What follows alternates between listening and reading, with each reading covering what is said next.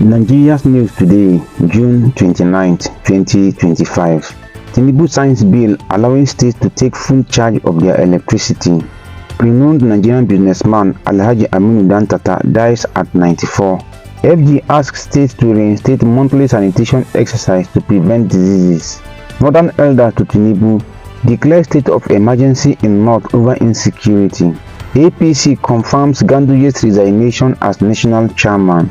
DR Congo signed landmark peace deal in Washington to end years of bloodshed. Summary of the news. Tinubu signs bill allowing states to take full charge of their electricity. Nigeria decentralizes power sector with new electricity law. In a landmark move to decentralize the nation's power sector, Nigerian states now have the authority to oversee electricity generation, transmission and distribution within their jurisdiction. In 2024, President Bola Tinubu signed the Electricity Amendment Act into law, granting Nigerian states the authority to oversee electricity generation, transmission, and distribution within their borders. This major reform shifts power control from the federal government to individual states, allowing them to license private investors for mini grids and power plants. The new law promotes competition, encourages private sector involvement, and aims to accelerate electrification, especially in underserved rural and urban areas. It also includes incentives for renewable energy, aligning with Nigeria's goal to diversify its energy sources and reduce reliance on fossil fuels. The reform is expected to improve electricity access and drive economic development nationwide. Renowned Nigerian businessman Alhaji Aminu Dantata dies at 94. Alhaji Aminu Al-Hassan Dantata, a respected Nigerian billionaire businessman and philanthropist, has passed away at the age of 94. His death was announced on social media by Uba Tanku Mijinyawa of Nasima and confirmed by his principal private secretary, Mustafa Abdullahi Junaid. Funeral general details will be shared later. Dantata, an uncle to Africa's richest man Aliko Dangote, was the founder of Express Petroleum and Gas Company Limited and played a significant role in establishing Jaiz Bank, Nigeria's first Islamic bank. Prayers have been offered for his forgiveness and for Allah to grant him Jannah to Firdaus. FG asks states to reinstate monthly sanitation exercise to prevent diseases. As Nigeria prepares to observe the 2025 National Environmental Sanitation Day, NEST, the federal government has called on states to reinstate the monthly sanitation exercise. The Minister of Environment, Balare Bilawal, emphasized the importance of safe sanitation and hygiene in preventing diseases, especially among vulnerable groups like children and the elderly. He noted that poor sanitation leads to millions of cases of diarrhea diseases and environmental degradation. The 2025 next term Safe Sanitation and Hygiene for Disease Prevention underscores not just facility provision but also proper management. The Ministry of Environment reinstated its commitment to improving sanitation and hygiene across Nigeria. Northern elders to Tinubu declare state of emergency in North over insecurity. The Northern Elders Forum (NEF) has called on President Bola Tinubu to declare a state of emergency in northern Nigeria due to escalating insecurity and recent deadly attacks, including the killing of over 20 soldiers in an ambush by terrorists in Bangi, Niger State. In a strong-worded statement by spokesperson Professor Abubakar Jedere, the NEF condemned the attack, describing it as a declaration of war and evidence of a total collapse of security in the region.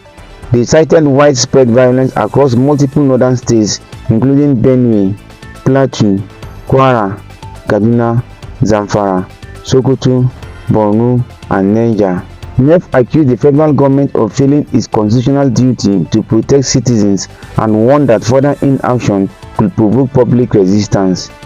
They demanded immediate aggressive military and intelligence operations to eliminate all terrorist threats. The forum emphasized that northern lives and soldier sacrifices must not be treated cheaply, declaring the North will not kneel before terror. APC confirms Ganduje's resignation as national chairman. The All Progressives Congress APC national chairman Abdullahi Ganduje has resigned from his position with immediate effect to attend to personal matters. His resignation was confirmed by the party's spokesperson Felix Morka in a statement on Friday. Ganduje, a former two-term governor of Kano State, expressed gratitude to President Bola Tinubu for the opportunity to lead the party. Following his resignation, Deputy National Chairman North Ali Dalori has been appointed as acting chairman until the party's National Executive Committee next meeting in December. Ganduje, who became chairman in August 2023, was praised for strengthening party unity and overseeing key political gains. The APC thanked him for his service and wished him well in his future endeavors. Rwanda, DR Congo signed landmark peace deal in Washington to end years of bloodshed. Rwanda and the Democratic Republic of Congo (DRC) have signed a landmark peace agreement in Washington, aiming to end years of deadly conflict along their shared borders. The deal, witnessed at the White House and hailed by US President Donald Trump as a diplomatic success, commits both nations to halting support for rebel groups that have long fueled regional instability.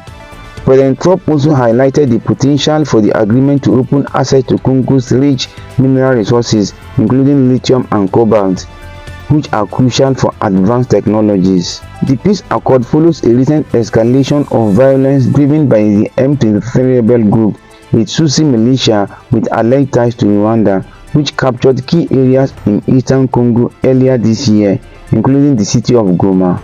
While the agreement does not address M23's territorial gains directly, it calls for an end to external support for all rebel factions and the dismantling of the FDLR, a Hutu militia linked to the 1994 Rwanda genocide.